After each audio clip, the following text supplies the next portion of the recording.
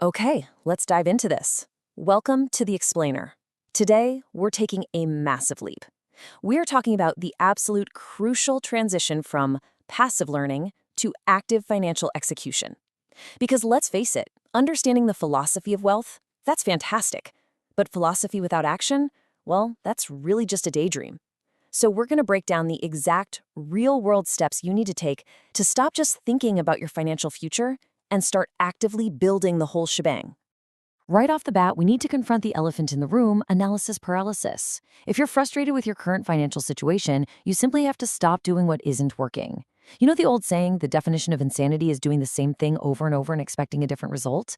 Sounds obvious, right? But think about how many of us read book after book, listen to all the top financial advice, and then just go right back to our same daily routine.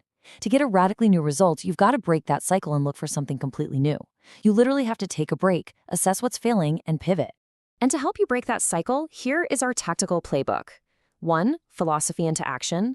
2. Education and discovery. 3. The art of the offer. 4. Finding and funding bargains. And 5. A definitive summary of exactly what to do next. Starting with Part 1. Philosophy into action. Moving from thinking to doing. That takes us right into Part 2. Education and discovery. Looking for new ideas and formulas. So the very first step is discovering a formula you know absolutely nothing about. Let's look at the 16% Solution Book as a prime example of what taking action actually looks like in the real world.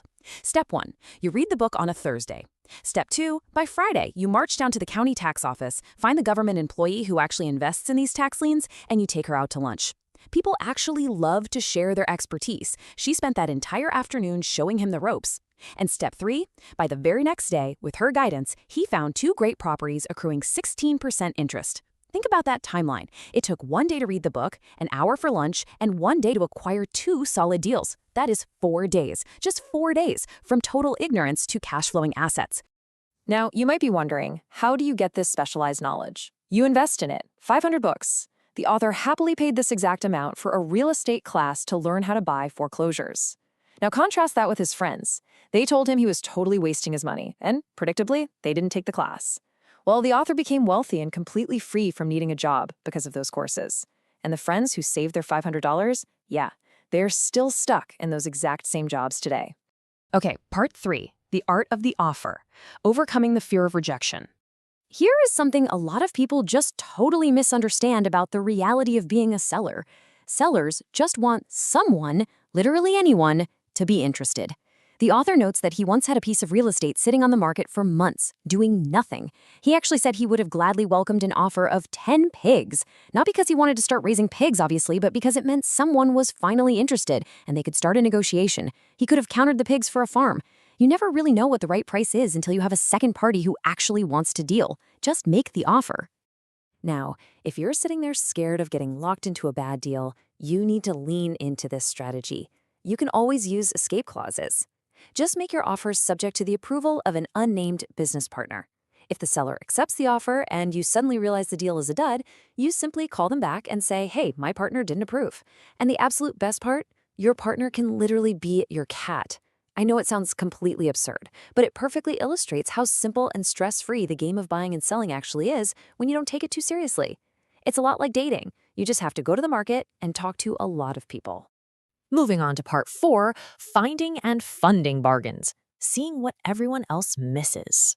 Now, what's really interesting about this is exactly how you see what others miss. It's surprisingly simple. Just jog a target neighborhood for 10 minutes a month to spot moving trucks or lingering for sale signs.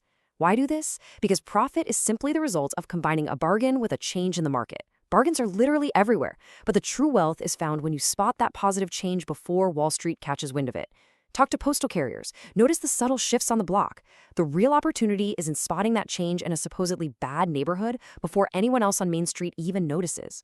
And speaking of Main Street, let's take a look at this bizarre psychological disconnect we all seem to have. On side A, think of a supermarket sale. When toilet paper goes on a massive discount, consumers rush in and hoard it like crazy. But on side B, a stock market sale, which we usually call a crash or correction, consumers entirely panic and run away. When the housing market raises prices, people rush in to buy. When it goes on sale, they flee in terror. So why do we act completely rationally with our groceries, but totally irrationally with our financial investments? We have to stop running away from discounts. Because when you run toward the discounts and you look in the right places, you get astonishing results. Just look at this stark contrast here.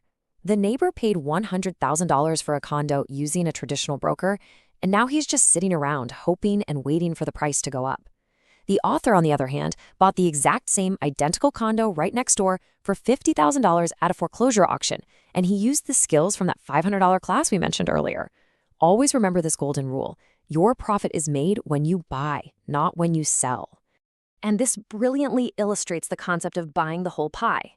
A friend of the author wanted a very specific piece of land, but just didn't have the time to go hunt it down. So the author found a massive piece of land, way bigger than what the friend needed, tied it up with an option, and sold a chunk of it directly to the friend.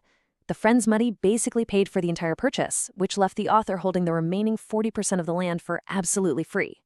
That's the secret. Find the buyers first, buy the whole pie, cut it into pieces, and keep the rest for yourself. But to pull something like that off, you really must think big and act big. Most people look way too small. They search only for what they think they can currently afford, and as a result, they end up paying a premium for less. Retailers and markets love volume. Even if you're a small investor, you can pool your resources with friends to buy computers in bulk or negotiate large block stock purchases to get massive volume discounts. Small thinkers simply don't get the big breaks. Which brings us to part 5, summary, what to do. This is your actionable checklist. Let's distill all these lessons down into exactly what you should do the minute this explainer is over. So the crucial point is this. Here is your actual, real-world playbook. Read it, memorize it, and execute it. First, stop what isn't working right now. Break that insanity loop. Second, educate yourself. Go find a weird how-to book on a completely new formula you know nothing about. Third, find the people who are already doing it successfully and buy them lunch. Pick their brains. Fourth, start making a ton of offers and use escape clauses so there is zero risk to you. Fifth, pick a neighborhood and jog it for 10 minutes a month to spot the changes everyone else is missing. And finally, when the market crashes, sprint toward the sale, not away from it. History proves over and over that this works. Think about Colonel Sanders. He didn't get rich until he lost everything in his 60s, but he kept taking action. Bill Gates acted early and got incredibly wealthy before he was 30. Age doesn't matter. Persistent action is what matters. The bargains are in the market right now today. The changes are already happening. The pie is out there, just waiting to be cut. The only missing variable in this entire equation is your willingness to step onto the playing field. Like we said at the start, philosophy is great, but execution is what actually builds wealth. So I'm going to leave you with this one provocative question to answer for yourself. The deals are out there waiting. What offer will you make today? Let's get out there and take some action.